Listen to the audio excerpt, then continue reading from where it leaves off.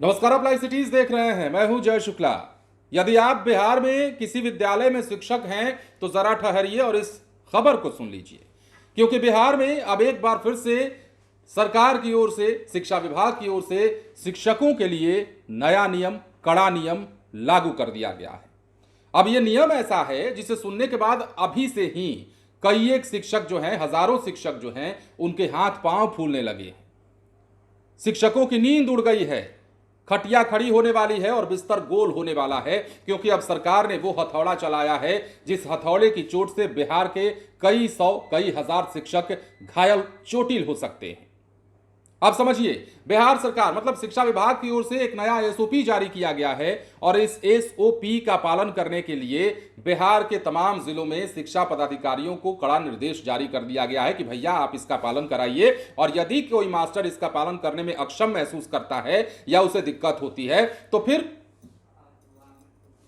समझिए, हम आगे आपको बताएंगे क्या होने वाला है। लेकिन सबसे पहले बात कर लेते हैं इस नए नियम की। नया नियम कैसे? सुनते ही तमाम शिक्षकों की खटिया खड़ी हो गई है, वो समझिएगा। अब जरा सी चूक अगर हो जाती है तो शिक्षकों को लेने के देने पड़ सकते हैं। बिहार के सरकारी स्कूलों में पढ़ाने वाले शिक्षकों के लिए शिक्षा विभाग ने छुट्टी लेने के नियमों को सख्त कर दिया है। अब किसी भी शिक्षक को अगर छुट्टी चाहिए तो उन्हें विभाग की तरफ से तय किए गए एक फॉर्म में ही अपना आवेदन देना होगा। मतलब यह हुआ कि अब शिक्षा विभाग का अपना फॉर्म होगा, उस फॉर्म में ही आपको जानकारी देनी होगी और आवेदन करने के बाद आपको वहां जानकारी देने के साथ ही अपना कारण बताना होगा। यदि किसी शिक्षक ने किसी दूसरे प्रारूप या फिर साधारण कागज पर लिखकर छुट्टी मांगी तो उसका आवेदन तुरंत रिजेक्ट कर दिया जाएगा। इस नए नियम को पूरी तरीके से लागू करने के लिए सभी प्रखंड शिक्षा पदाधिकारियों यानी कि बीईओ को नई मानक संचालन प्रक्रिया यानी कि एसओपी का 100% पालन कराने का कड़ा निर्देश जारी कर दिया गया है।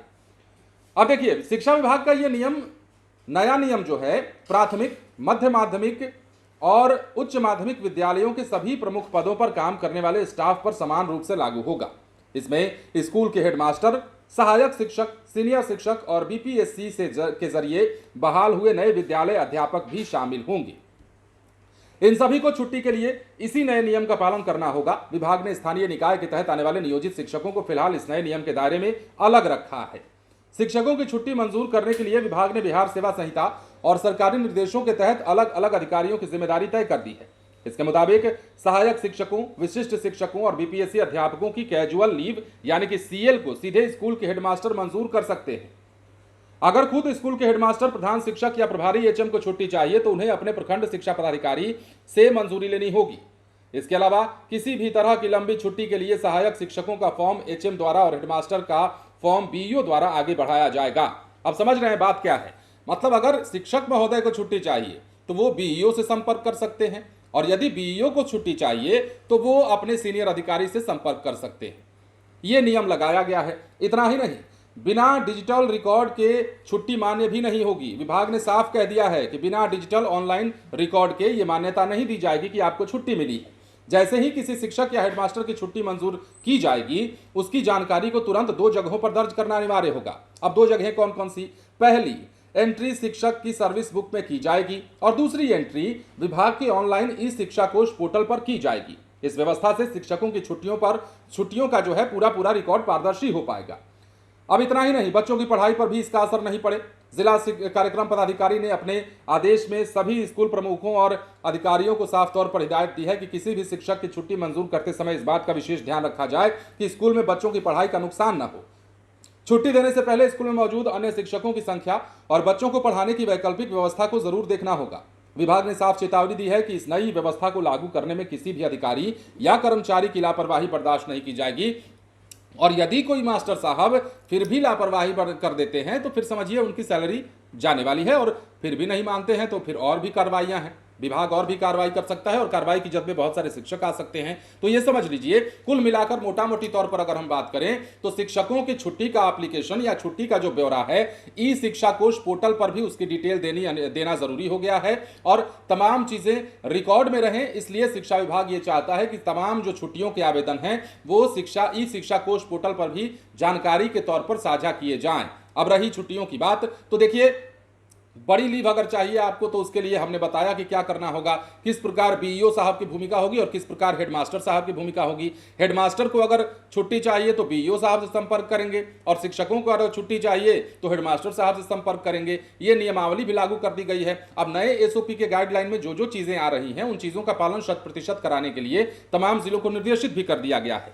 सवाल ये उठता है कि सरकार के इस नए नियम का प्रभाव शिक्षकों पर या शिक्षकों की छुट्टी पर क्या पड़ने वाला है, क्योंकि बहुत सारे ऐसे शिक्षक हैं जो आनाकानी करते हैं या फिर छुट्टी लेने के लिए 3-5 करते हैं या फिर नहीं पढ़ाने का मन करे तो भी हर बात पर एक छुट्टी डाल देते हैं, छुट्टी की अर्जी डाल देते हैं। कई सारे शिक्षक हैं जिन्हें छुट्टियों से मतलब नहीं, सप्ताह में 1 दिन की छुट्टी जो सरकार देती है या हर जगह मिलता है उन छुट्टियों से वो संतुष्ट रहते हैं। अकस्मात छुट्टियां किसी को भी जरूरी हो सकती हैं या फिर अकस्मात कार्य इमरजेंसी सेवा किसी के साथ भी घटित हो सकती है, कोई भी काम पड़ सकता है, तो ऐसे में नियमावली है, उसके लिए भी छुट्टियां मंजूर करने का तरीका हमने आपको बताया है। बताना होगा आपको हेडमास्टर साहब को, हेडमास्टर को अगर इस प्रकार की दिक्कत आती है तो प्रखंड शिक्षा पदाधिकारी को बताना होगा। तो ये गाइडलाइन है। अब हमने क्यों कहा कि शिक्षकों के हाथ पांव फूलने लगे हैं, क्योंकि ये ऐसी व्यवस्था है जिसमें पारदर्शिता लाने के लिए किसी भी 3-5 की दरकार ना हो, विभाग ने यह कदम उठाया है। और ऐसे में बहुत सारे जो 3-5 करने वाले मास्टर हैं, आपने सुना होगा ना कि फलाने जगह पे बैठ के फलाने जगह पे अटेंडेंस लगा रही है मैडम जी या गुरु जी। आपने यह भी सुना होगा कि अटेंडेंस लगाने वाले जो गुरुजी हैं, छुट्टियों की अगर बात आती है तो कहीं भी किसी भी रूप में प्रारूप में छुट्टियां अर्जी डाल देते हैं और छुट्टी पर चले जाते हैं। कभी कभी कितने शिक्षक तो बिना अर्जी डाले और बिना बताए छुट्टी पर चले जाते हैं, जिस कारण वो कई बार सस्पेंड भी होते हैं और कार्रवाई भी होती है। तो ऐसे जो शिक्षक हैं वैसे शिक्षकों के हाथ पांव फूलने लगे हैं।